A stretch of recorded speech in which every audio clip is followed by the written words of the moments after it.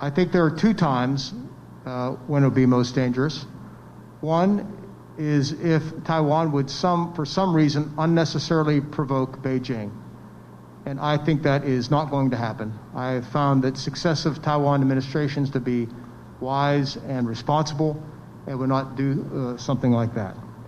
I think the second time would be if Taiwan fails to invest in its own defense capabilities, fails to make the necessary changes, and fails to do so quickly.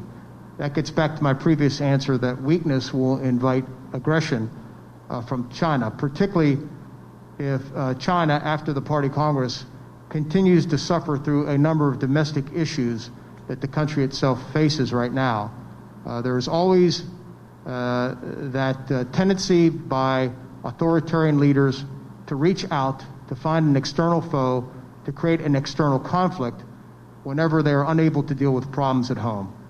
And I think, again, Taiwan is not going to give them the reason to do so by doing something irresponsible that might be provocative or by failing to invest in its own defenses. And that again, is why I think that these reforms are needed now and quickly to make sure that we send the proper signals, not just to the people of Taiwan and not just to Beijing, but also to Washington and to Taiwan's other friends around the world, especially in Europe. Well, that's a decision, obviously, for your political leadership, whether it's men and women. Yes. In the United States, it's men and women serve in our military. Women have made tremendous contributions in our military. And so I'm just articulating my view that I think you should draw from the best of your population. And my view is that women can contribute as well in any number of ways. Look, if war comes to Taiwan, and if the Chinese invade this island, they're going to attack everybody. And it's going to be every man, woman, and child fighting, not just to preserve their country, but for their lives. And I think it needs to be taken with that seriousness and that urgency. And again, it's for your own political leaders to determine what that looks like. I just see it in those terms, that it becomes a war of national survival, just like you're seeing unfold today on TV out of Ukraine. The Russians are making no discrimination between men and women, between children and seniors.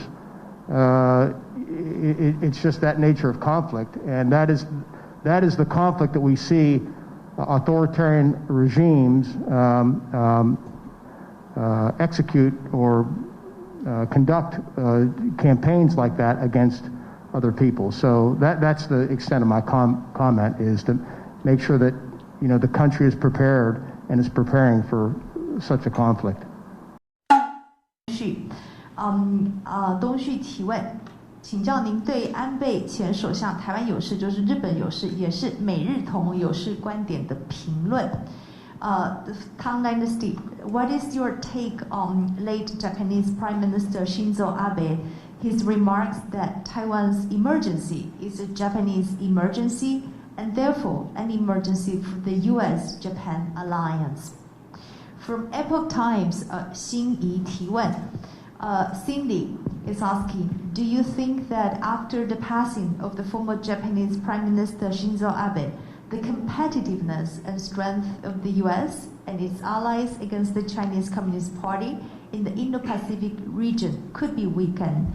Will the CCP think it has a greater chance of winning a war with Taiwan? 大纪元新怡提问，您认为在日本前首相安倍逝世之后，会不会削弱美方跟盟友在印太区域对中国竞争跟对抗的能力？中共会不会因此出兵台湾或更有胜算？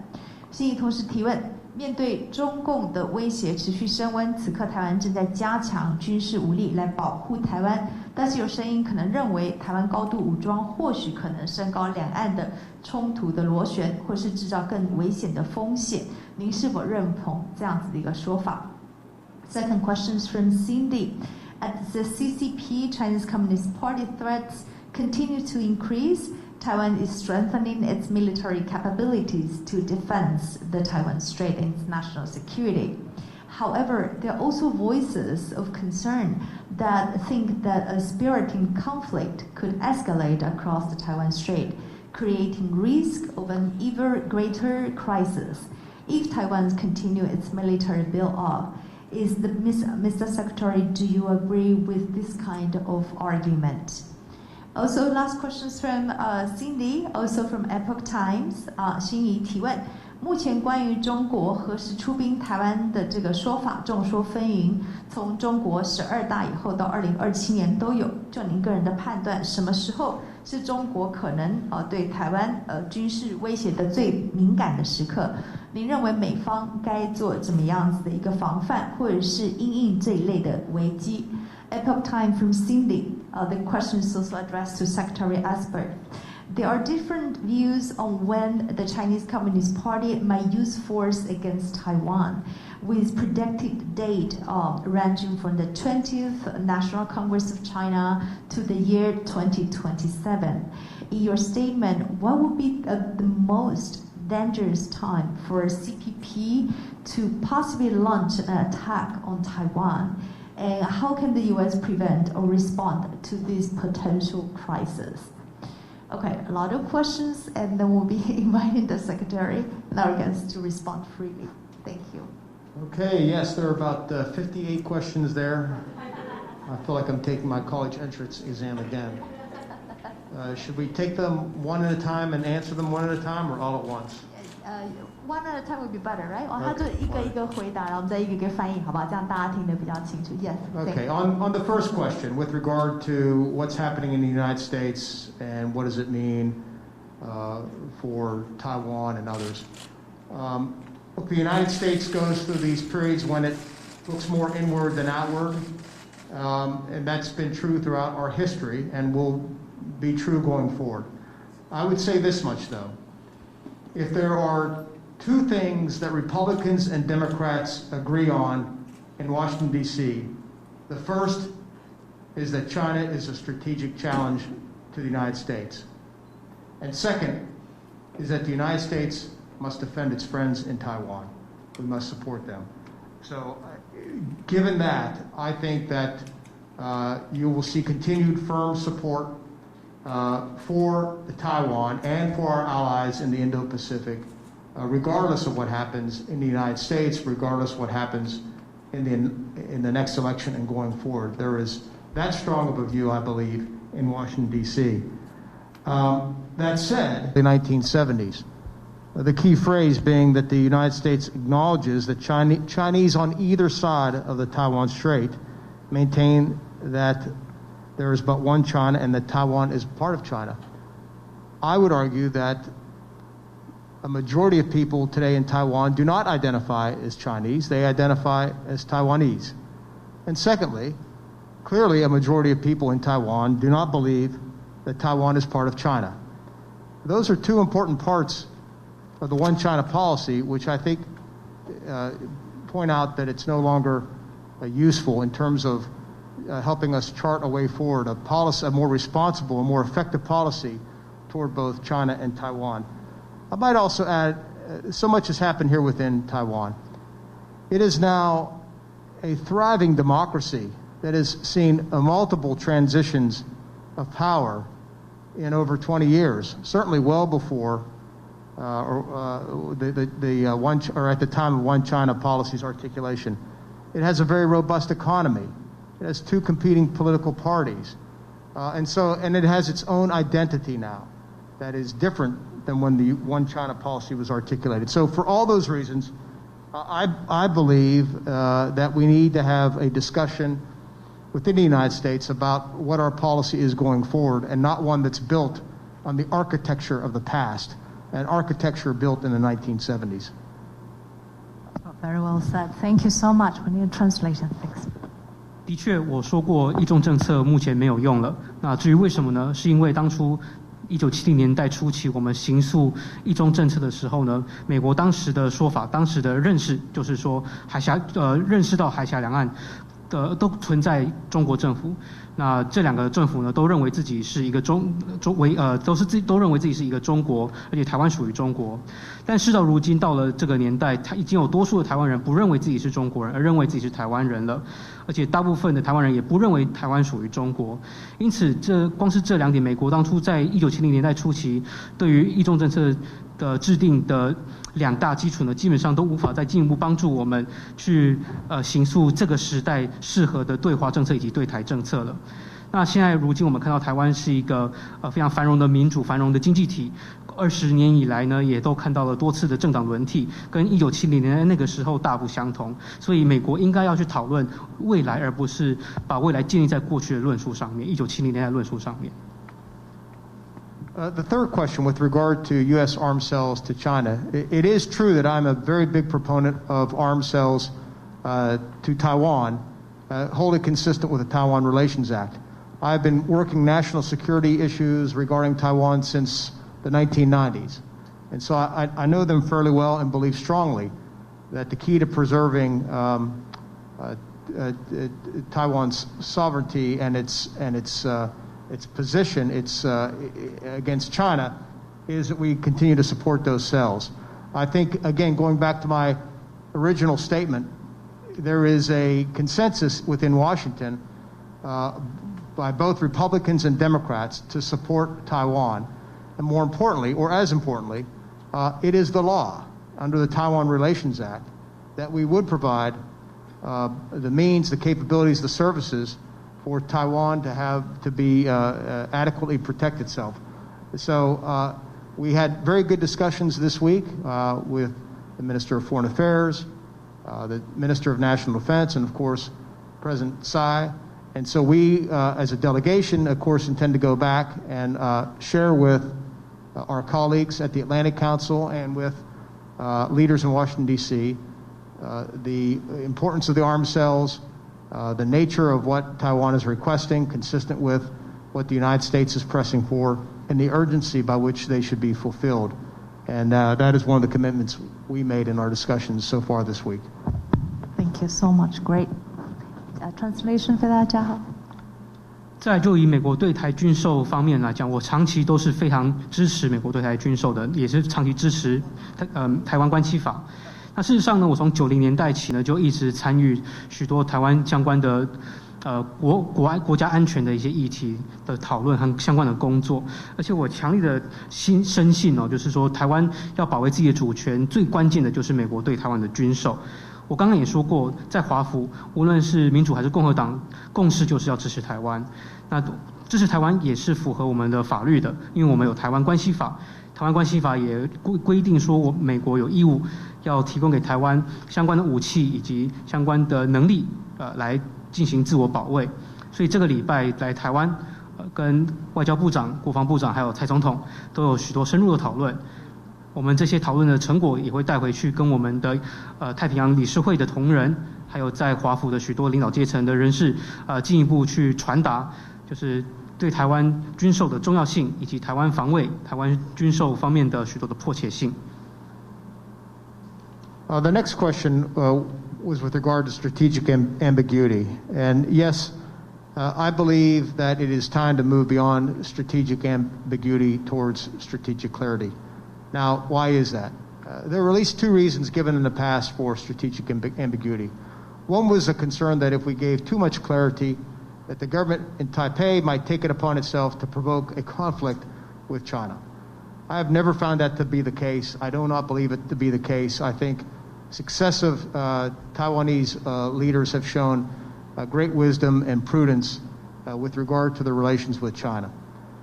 The second thing, and more importantly, is the fact that China has continued to use coercion, military muscle, and other techniques to try and change the status quo in the Taiwan Strait, to bully its neighbor in Taiwan, which is wholly inconsistent with the U.S. view of the relationship between the three countries. We state very clearly, I believe, in the Taiwan Relations Act, that any attempt to change the status quo through non-peaceful means would be regarded as be treated as a very grave concern and a threat to security in the Pacific.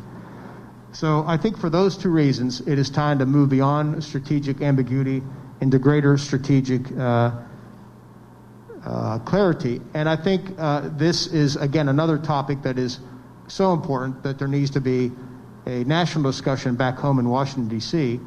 amongst our political leaders and a consensus reformed with regard to this going forward.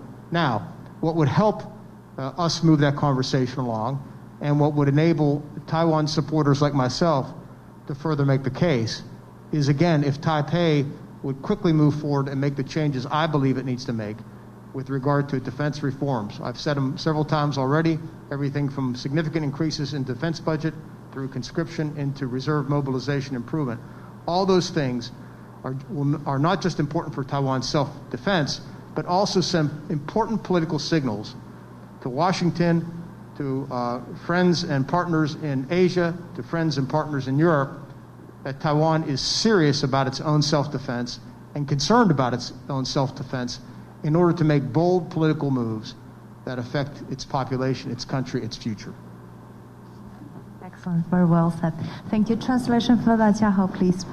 有关战略模糊转向战略清晰这件事情，的确我们有这样子的相关的考量。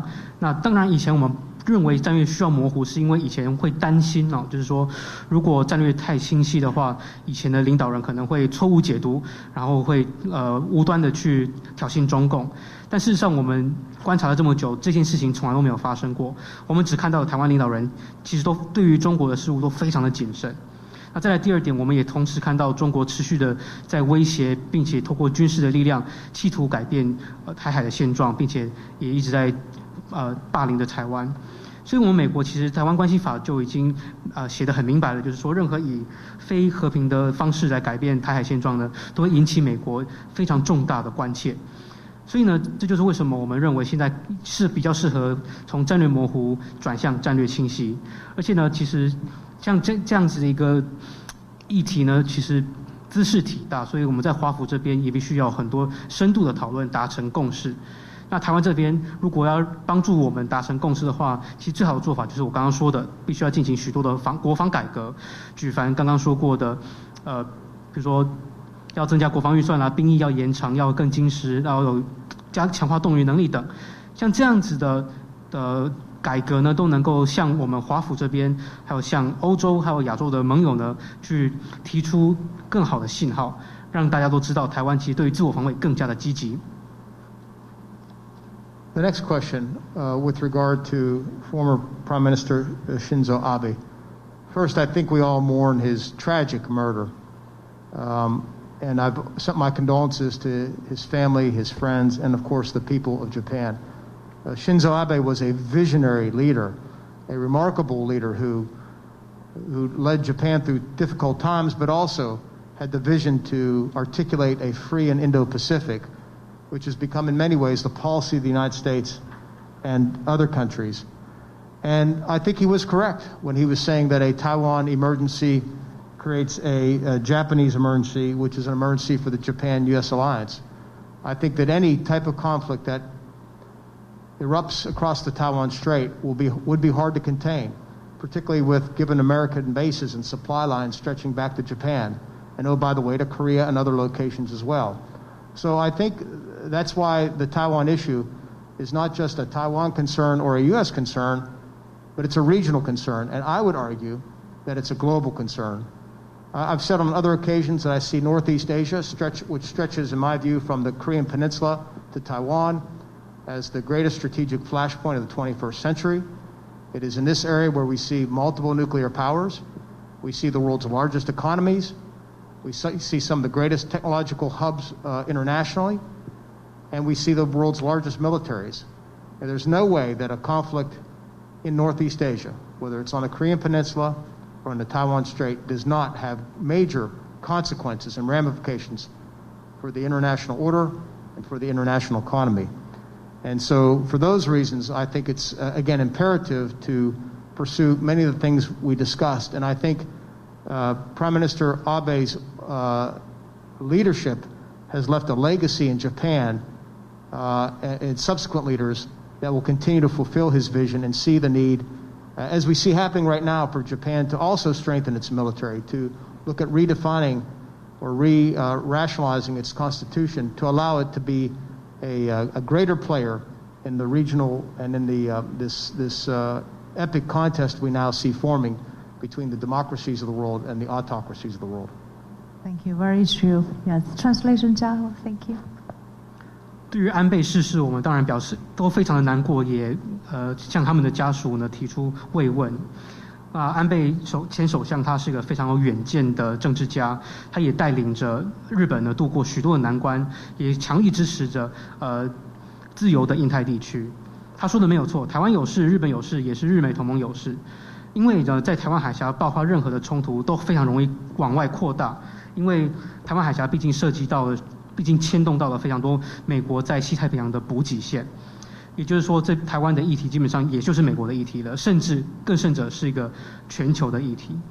事实上，在东北亚也一样哦。就是我之前也说过，朝鲜半岛以及台湾是21世纪西太平洋最重要的最危险的战争引爆点，因为从朝鲜半岛到台湾这样子一条线，经过了非常多拥有核武的国家，世界上非常大的经济体，还有非常多科技的中枢，因此无论是朝鲜半岛还是台湾，有任何的冲突都很快呢就能够波及到周边的地区，波及到全球的秩序以及全球的经济。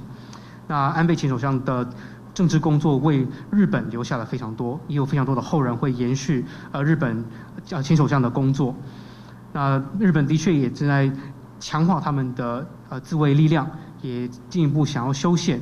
这样子的话，就能够让他们在这个地区扮演更大的角色，以及在民主对抗威权的纷争当中呢，也能够扮演更大的角色。Thank you. So the next question tries to answer the question: Does Taiwan strengthening its military capability will it lead to conflict with China? I like easy questions. The short answer is no.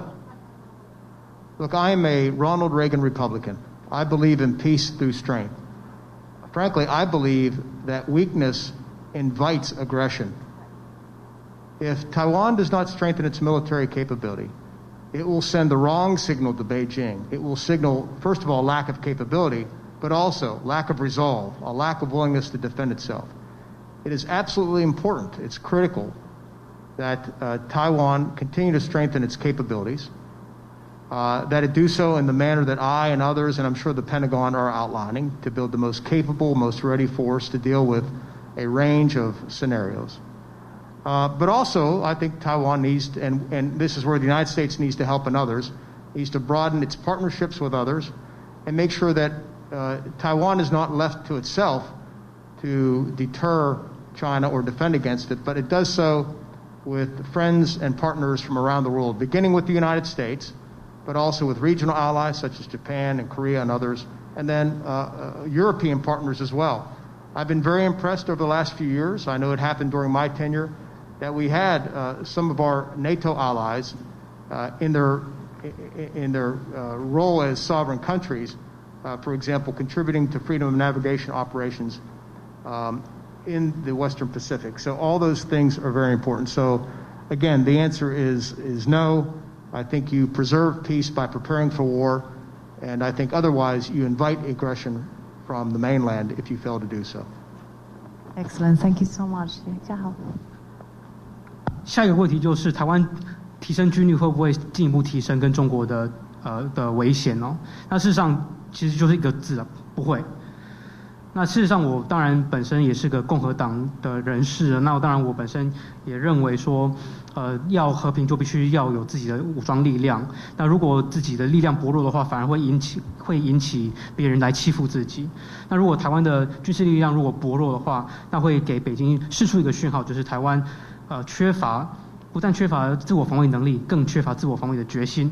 因此，我觉得一大重点就是台湾一定要增强自己的军力，并且为各种各样的状况呢去做好所有的准备。那当然，这一点美国也应该要帮忙台湾，就是提升我们跟许多国家的伙伴关系，包括台湾，要确保台湾在面对中国的时候不是单打独斗。那当然从美国开始，帮助台湾。那再来下一步可能就是日本、韩国，甚至欧洲也会投入到台湾的防卫能力。那事实上我也很乐见这几年以来，有许多的北约的盟友呢，其实在印太地区都有许多的军事行动，譬如说像是自由航行的军事行动等，其实我都非常的乐见。所以呢，台湾的提升军事力量反而会让台湾更加的安全。So the last question is, in my assessment, when will be the most dangerous time for a CCP attack on Taiwan? I think there are two times when it will be most dangerous. One is if Taiwan would for some reason unnecessarily provoke Beijing. And I think that is not going to happen. I have found that successive Taiwan administrations to be wise and responsible and would not do something like that. I think the second time would be if Taiwan fails to invest in its own defense capabilities, fails to make the necessary changes, and fails to do so quickly. That gets back to my previous answer that weakness will invite aggression from China, particularly if China, after the Party Congress, continues to suffer through a number of domestic issues that the country itself faces right now. There is always that tendency by authoritarian leaders to reach out, to find an external foe, to create an external conflict whenever they are unable to deal with problems at home. And I think, again, Taiwan is not going to give them the reason to do so by doing something irresponsible that might be provocative or by failing to invest in its own defenses. And that again, is why I think that these reforms are needed now and quickly to make sure that we send the proper signals, not just to the people of Taiwan and not just to Beijing, but also to Washington and to Taiwan's other friends around the world, especially in Europe. Thank you. That's so well said. So important. Jiahao, please translation. 最后一个问题在问说，中共什么时候最有可能打来，什么时候最危险？我觉得危险的时刻大概有两种，第一种就是台湾基于什么样的理由，基于不明理由去挑衅中共，但我认为这种事情不会发生，因为台湾的政府长期以来都非常有智慧，也都非常的谨慎。再来第二点就是台湾卸下自己的防卫。那如果台湾要像刚刚讲过，就是说如果弱小的话，就会让别人更愿意欺负你，所以台湾绝对不能卸下自己的防卫，甚至呢，我刚刚也讲过，台湾必须要进行许多的国防改革哈。那现在呢，我们正在看到整个中共政府他们面对他们国内非常多的动乱，非常多的状况哦。那我们也知道说，对很多独裁国家来讲，如果他们没有办法平息他们自己国内的民怨、国内的一些状况的话，他们很有可能会对外制造一些外部的冲突，来掩盖自己国内的状况。那当然，这个时候台湾也不会说去挑衅中共，那也不会去卸下这些防卫。但是呢，台湾真的应该好好做好国防的改革，才能够对台湾人民自己释出正确的讯号，对华府释出正确的讯号，甚至也让北京看到。有提到说有关于要可能重新的去调整有关一中政策，还有相关的战略模糊。那这部分可能会有一些声音跟舆论会忧心说，可能把台湾推向于更接近危险之际。那要如何的去维持这当中的平衡？然后另外一个问题是有关于说欧盟驻中国的大使有提到说，要让中国有更就是在世界上有更明显的一些角色。那这个会让外界担心说，目前在欧盟当中会不会出现更多比较亲中的声音？谢谢。So, with regard to your first question, again, I would argue that the One China policy, which was adopted in the early 1970s, which is now 40 years ago, is no longer sufficient for the reasons I outlined. I might also add that China, Beijing, has done its best over the last 4 decades to try and redefine One China to its own ends. In fact, it's tried to identify One China policy to look like its own One China principle, and we reject that. So my point is that we need to have this discussion in Washington about what our policy should be going forward, because I'm not sure that the One China policy as it currently stands is sufficient and sturdy enough to bear the weight of the future policies and strategies we need to pursue to avoid conflict in the Taiwan Strait. And then on your second question, the ambassador probably wants to respond, but this gets to the question really about China's rise. I don't have a problem with China's rise in the international system, but it has to be within the international system. It has to be within the international laws and rules and norms that have allowed peace and prosperity for billions of people around the world now. By the way, no less than the Chinese people itself have benefited by the current international system. We can't allow the Chinese to rise within that system and then try to dismantle it and take it apart to suit their own ends, to suit their own means, to suit their own values. So that's my issue with the Chinese foreign policy and policies with regard to the current international system. Very well said. Shall we make the translation first? Is that okay? Yeah, we'll do translation, then inviting ambassador to speak later. Yes. 其实我刚刚已经就一中政策已经讲过了，就是美国的一中政策是1970年代，也是40多年前就已经成型的，但是事到如今已经没有足够的效果了哈，因为其实我们也都知道，北京他们40多年以来，其实也都努力的在整个国际上面去重新定义所谓的一中政策，各国的一中政策，把各个国家的一中政策讲的好像是他们自己的一中原则一样。事实上，我是反对这样子的做法的。这就是为什么我们在华府的高层需要再重新检讨，去制定一个适合未来的一个一中政策，因为当前的一中政策已经不足以去形塑未来的像对华政策、对外政策，也不足以去有效的防堵，就是在台海这边可能会发生的冲突。那其实我对于中国在全球体系内的崛起没有意见，但是中国的崛起必须要在全球体系内，并且中国应该要去遵守国际的常规以及国际法。事实上呢，中国在国际体系当中，其实对于他们中国的民众有得到了很多的好处哈，因为中国在体系当中崛起了，可是中国的政府呢，却试图想要把整个国际体系呢去瓦解掉，然后重新再建造一个适合他们自己的价值、适合他们自己的路线的新的国际秩序，那这是很不好的。Thank you. Exactly. The point is not about denying China or Russia, for that matter, influence. The point is about that influence is exerted following certain rules within the multilateral system, within a rule-based international system. This is why,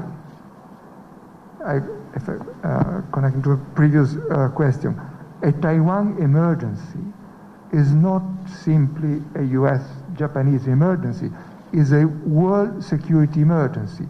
Like a North Korea emergency would be a world security emergency, or Ukraine is a challenge to worldwide security. Thank you very much, Ambassador. Okay. 其实刚刚就是欧盟驻华大使他们这样子的说法，并不是说我们其实并不是反对中国跟俄国就是参与国际政治。事实上，我觉得就是真正的重点在于说，中国以及俄国他们是否有在遵守国际相关的法律啊、相关的规则，以及是否能够保护好所谓的以规则为基础的世界秩序。那其实我刚刚在谈到之前的问题，就是台湾有事就是日本有事及日北同盟有事，事实上呢也是全球安全有事。就像是在朝鲜半岛上面如果有事，或者是乌克兰有事，也是全球的安全有事是一样的。Thank you very much. I know Joseph from the Central News Agency. Joe. Okay, thank you, Secretary. I just want to confirm that you just said that you recommend that young Taiwanese boys and girls serve at least 1 year, if not longer, in the military, because currently only Taiwanese men need to. So you just mean Taiwanese men, right? Not boys and girls, because there's a difference because currently only Taiwanese men need to. Well, that's a decision, obviously, for your political leadership, whether it's men and women. Yes. In the United States, it's men and women serve in our military. Women have made tremendous contributions in our military, and so I'm just articulating my view that I think you should draw from the best of your population. And my view is that women can contribute as well in any number of ways. Look, if war comes to Taiwan, and if the Chinese invade this island, they're going to attack everybody. And it's going to be every man, woman, and child fighting, not just to preserve their country, but for their lives. And I think it needs to be taken with that seriousness and that urgency. And again, it's for your own political leaders to determine what that looks like. I just see it in those terms, that it becomes a war of national survival, just like you're seeing unfold today on TV out of Ukraine. The Russians are making no discrimination between men and women, between children and seniors. It's just that nature of conflict, and that is the conflict that we see authoritarian regimes execute or conduct campaigns like that against other people. So that's the extent of my comment, is to make sure that the country is prepared and is preparing for such a conflict. Thank you very much. Gender equality. Okay, so we make a translation. Joe, let's wait for translation. 嘉豪 ，Thank you. 刚刚艾斯培部长有提到，就是说建议说台湾的男生跟女生都服役1年。那当然，台湾目前是只有男性需要服兵役了。那艾斯培部长他会这样说，是因为在美国的国防脉络当中，服役的基本上男性、女性都有。所以刚刚艾斯培的讲法是按照美国的脉络在进行发言。当然，如果中国发动战争侵略台湾的话，他们攻击的对象是台湾的所有人，不分男女老幼。那台湾的男女老幼也是全部都必须要站起来捍卫自己的性命。事实上，我们在乌克兰看到俄罗斯的军事，其实也是男女老幼不分，这就是战争的本质。那独裁的政府对其他国家的人民的做法，其实也是如此。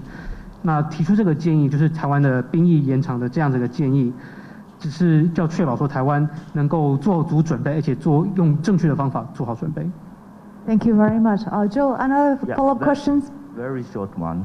Just want to follow up because Secretary said Taiwan needs to add more defense budget. So I'm not sure, in your view, how much more is enough to make a better deterrence to the Chinese invasion? Well, that is a very good question, and I hesitate to throw out a number. Without seeing what the strategy looks like.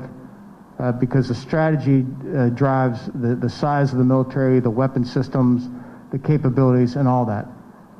So I hesitate to throw out a number, but let me give you my sense of scale, though. I think for political reasons, it would send a very powerful message about the seriousness of Taiwan's commitment to its own defense if its percent of spending per GDP at least matches the United States level percent of spending per GDP, which is around 3.2%. And then if you look at other countries that face similar situations, and the one that comes to mind is Israel, I think their spending is above 5%. And I understand that is a lot of money to put out for defense, but national survival is at stake here. And if you're really serious about that, then I think this is a consensus decision needs to be taken by the country, by the political leadership, to significantly increase defense spending. It may not be done in 1 year to those levels, but it needs to grow and grow soon so that you can make sure that you can address the conventional capabilities you need, but particularly the asymmetrical capabilities that you need.